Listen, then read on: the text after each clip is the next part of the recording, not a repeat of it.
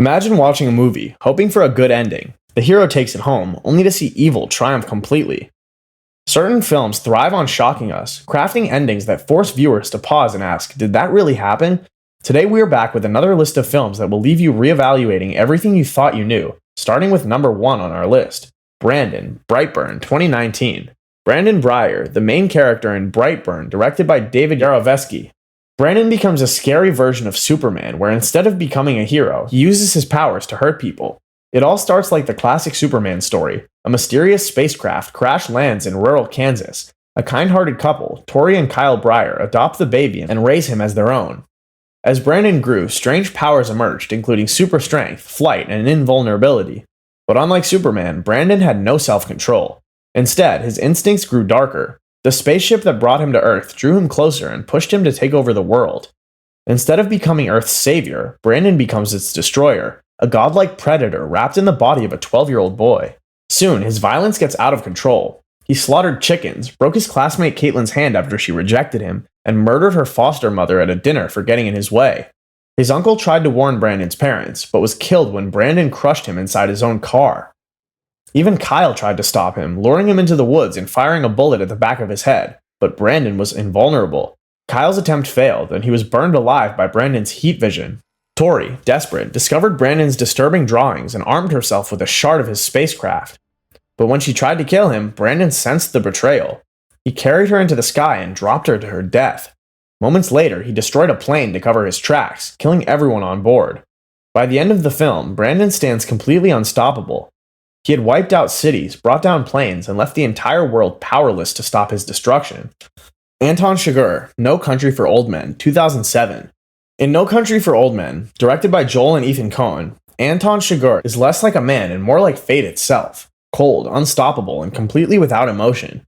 Using his captive bolt pistol to kill and break into doors, he hunts his victims with terrifying precision. Chigurh is hired to find a bag of drug money after a cartel deal goes wrong, but a man named Llewellyn Moss has already taken it. Using a tracker hidden inside the cache, Chigurh follows Moss across Texas and into Mexico. Everywhere he goes, bodies pile up. Cartel members, innocent people, and even a bounty hunter named Carson Wells, all killed without hesitation. What makes Chigurh so disturbing isn't just the killings, but his philosophy. He believes in fate as an absolute force, often deciding his victims' lives with the flip of a coin. Those who call it wrong simply die, not out of rage or vengeance, but because the coin decided. Despite Moss's attempts to outmaneuver him, Chigurh remains relentless. Moss is eventually killed by rival cartel members, but Chigurh still collects the money, completing his mission.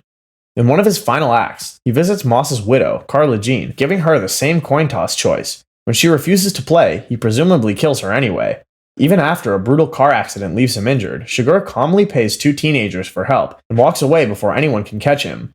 The law never touches him. With the money recovered, his targets eliminated, and no one left to stop him, Chigurh vanishes, undefeated, unpunished, and untouched. King Paimon, Hereditary, 2018. In Hereditary, directed by Ari Aster, the story slowly builds into a terrifying tale of family tragedy where grief, trauma, and fate all lead to one goal: bringing back an ancient demon. The true villain isn't just one person, but the cult of King Paimon, one of Hell's 8 kings, secretly working to destroy the Graham family. It begins with Ellen Lee, secret leader of the cult.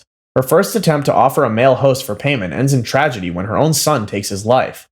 Years later, Ellen targets her grandson Peter, but settles for temporarily placing Paimon's spirit inside her newborn granddaughter, Charlie.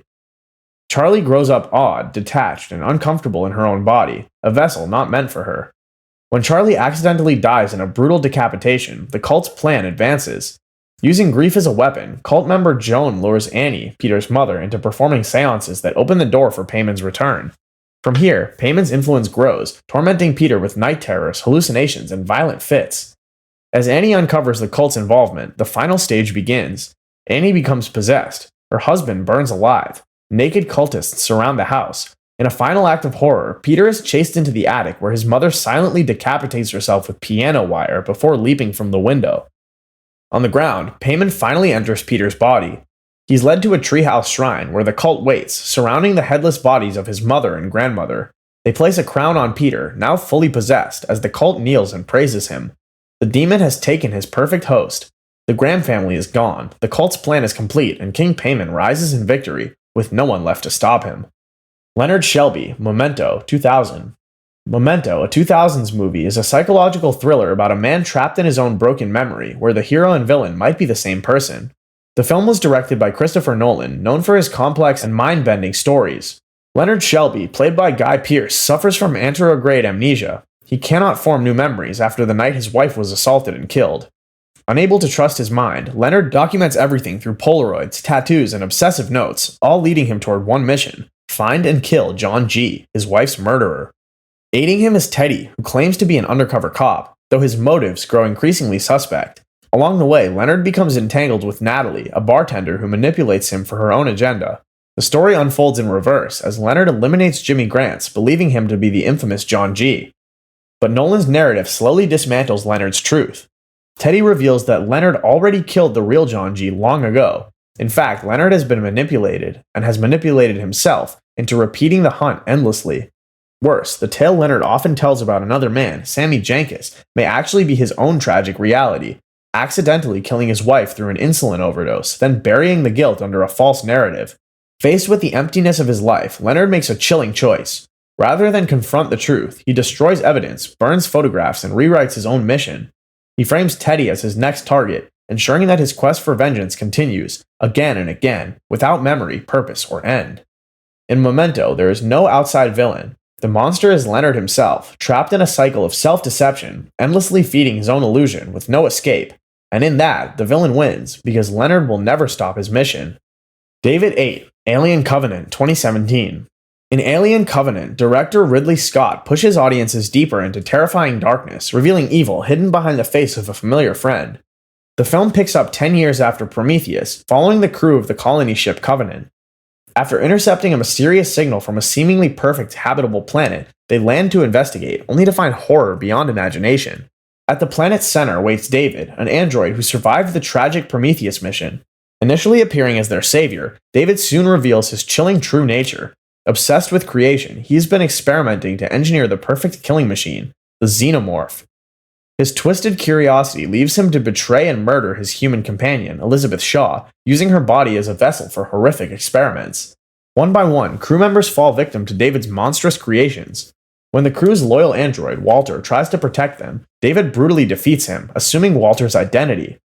Daniels, the Covenant's determined crew member, believes she has narrowly escaped the nightmare alongside Tennessee, only to realize too late that the android aboard their ship isn't Walter, but David in disguise. The ending unfolds with gut-wrenching despair. As Daniels enters hypersleep, she discovers David's deception, screaming helplessly as he locks her inside her pod. David, now in full control of the Covenant, calmly surveys the hundreds of sleeping colonists on board, perfect subjects for his monstrous experiments. He coldly stores facehugger embryos alongside human embryos, ensuring humanity's darkest nightmare will thrive. In the end, the villain's victory is absolute. David is triumphant, the Covenant colonists helpless, and the galaxy unknowingly doomed to become his laboratory. Evil doesn't just survive, it thrives, leaving the audience with no hope, only the chilling knowledge that David's horrific vision will soon become reality.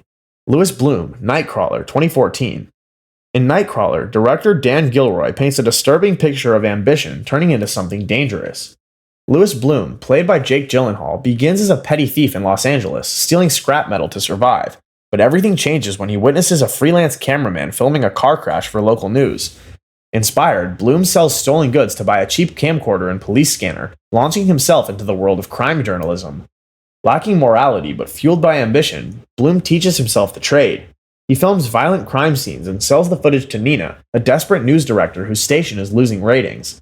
As his footage grows more graphic, Nina grows more dependent, and Bloom leverages this into control over both her career and her personal boundaries. Bloom's operations expand. He hires a naive assistant, Rick, who becomes complicit in his increasingly dangerous tactics.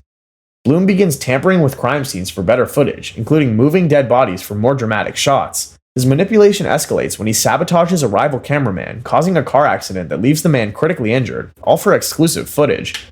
The climax happens when Bloom tracks down two murderers, films their location, and stages their capture to create a high-stakes police shootout. Rick becomes uneasy, demanding a larger share, but Bloom orchestrates Rick's death during the chaos, capturing his own employees' final moments on camera. Though suspected by police, Bloom escapes prosecution due to lack of evidence. By the film's end, he expands his business, hiring new interns, fully evolved into a cold-blooded media mogul. In Nightcrawler, there's no justice, no reckoning, only a predator who transforms tragedy into profit while the world keeps watching. Amy, Gone Girl. In Gone Girl 2014, director David Fincher brings Gillian Flynn's best-selling 2012 novel to the screen. The villain isn't hiding in the shadows, but right in front of us, Amy Elliott Dunn. Raised under the pressure of her parents' perfect children's book character, Amazing Amy, the real Amy grew up bitter, selfish, and dangerously manipulative. When her marriage to Nick Dunn begins to crumble under financial strain and his infidelity, Amy executes her meticulously planned revenge. She fakes her own murder, stages a crime scene, and plants evidence to frame Nick for her death, all while penning a fake diary filled with fabricated accounts of abuse. Amy even steals her pregnant neighbor's urine to create a false pregnancy, weaponizing public symphony to tighten the noose around Nick's neck. As Nick faces national outrage and criminal charges, Amy hides under a new identity, but when she's robbed and left penniless, she turns to Desi Collings, a wealthy ex-boyfriend. Manipulating him with ease, Amy stages a brutal murder, slashing Desi's throat, and returns home, bathed in blood, playing the role of a traumatized victim. With the world cheering her safe return and blaming Desi, Amy regains control over Nick, who knows the truth but is powerless to expose her. She secures their marriage by impregnating herself using Nick's frozen sperm, trapping him permanently. Even as Nick plans to leave, he realizes that doing so would destroy his reputation, separate him from his unborn child, and hand full control to Amy. In the end, Amy wins entirely, admired by the public, feared by Nick, and in complete command of the narrative she designed. The Lamia, Drag Me to Hell, 2009. In Drag Me to Hell, director Sam Raimi resurrects pure sadistic horror through the ancient demon known as the Lamia. Feared as one of Hell's most merciless entities, the Lamia is summoned to collect souls in a brutal, irreversible fashion. Christine Brown, a loan officer desperate for a promotion, denies an elderly woman, Sylvia Ganesh, a mortgage extension. Publicly humiliated, Ganesh curses a button from Christine's coat, invoking the Lamia's wrath. For 3 days, the demon torments Christine with hallucinations, supernatural attacks, and psychological torture, using shadows, voices, and possession to break her will. The Lamia toys with her, feeding on her fear and steadily inching closer to its final goal, her soul. Seeking help, Christine turns to the psychic Ram Dass and medium Sean Sandina. Even a powerful seance fails to stop the demon. Sandina dies during the ritual, leaving Christine no closer to salvation. Desperate, Christine tries to pass the cursed button to others, but cannot bring herself to sacrifice an innocent. As a last resort, she exhumes Ganesh's corpse, returning the button to her grave, believing she's broken the curse. But a simple mistake seals her fate. Christine had given Ganesh the wrong envelope. The cursed button remains with her. On the morning she believes herself free, her boyfriend unknowingly presents her with the fatal envelope. As she steps back in horror, the ground beneath her splits open. The Lamia emerges, violently dragging Christine into hell before her fiancé's helpless eyes. In Drag Me to Hell, the villain's victory is absolute. The Lamia does not negotiate. It does not forgive. It just takes. If you enjoyed this video, make sure to leave a like and subscribe so you don't miss out on future videos. Which shocking ending caught you completely off guard? Drop your thoughts in the comments. Until next time, keep questioning those happy endings, because sometimes evil really does have the final say. Thanks for watching.